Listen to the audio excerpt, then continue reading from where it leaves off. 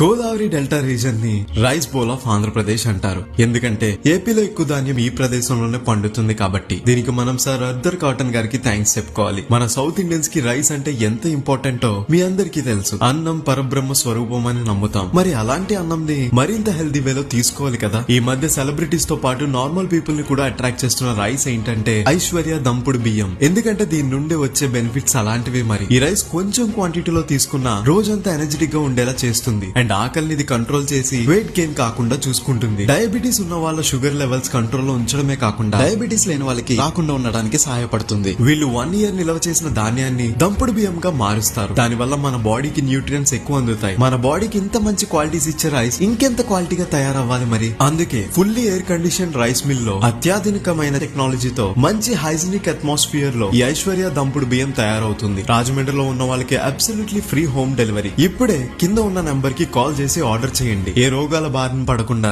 రాబోయే తరాన్ని చూసేయండి. రైస్ ప్యాక్ వెనకాల ఏ పద్ధతిలో వండాలో ఇన్స్ట్రక్షన్స్ రాసి ఉంటాయి. సరైన పద్ధతిలో వండితేనే కదా ఆ కమ్మదనాన్ని మనం పొందేది. ఐశ్వర్య దంపుడు బియ్యం, గింజ గింజలో ఆరోగ్యం.